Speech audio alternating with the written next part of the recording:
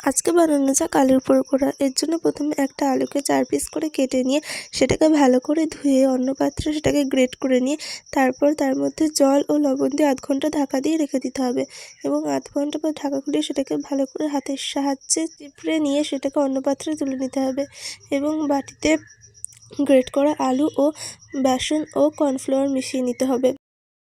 তারপর তার মধ্যে দিয়ে দেবো পেঁয়াজ কুচি ও আদা কুচি এবং লঙ্কা কুচি ও রসুন কুচি। তোমরা তোমাদের প্রয়োজন মতো লঙ্কা দেবে এবং হলুদ, সাথে কালো জিরে ও 2 চামচ চাট মশলা ও লবণ দিয়ে নেবে এবং 2 চামচ সর্ষের তেল বা রিফাইন তেল দিতে পারো তোমরা। আমি সর্ষের তেলই দিয়েছি। তারপর সেটাকে ভালো করে চামচ বা হাতের সাহায্যে মাখিয়ে নিতে হবে। তারপর সেটাকে হাতে বলের আকারে শেপ দিতে হবে। তোমরা চাইলে অন্য শেপও দিতে পারো।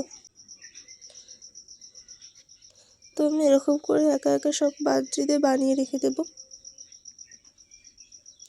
তারপর গ্যাস জ্বালিয়ে গ্যাসে কড়াই বসিয়ে তার মধ্যে কড়াই গরম হয়ে আসলে সর্ষের তেল দিয়ে দিতে হবে এবং আস্তে আস্তে একা একা সব বড়াগুলো দিয়ে দিচ্ছি এবং তারপর কিছুক্ষণ পর লাল লাল ভাজা হয়ে গেলে এটাকে ভালো করে উল্টে পাল্টে নিতে হবে। আমার পকোড়াগুলো ভাজা হয়ে গেছে, তো এখন আমি এগুলোকে নামিয়ে নিচ্ছি অন্য বাটিতে। একা একা আমি এরকম সব কটা পকোড়াই ভেজে নেব।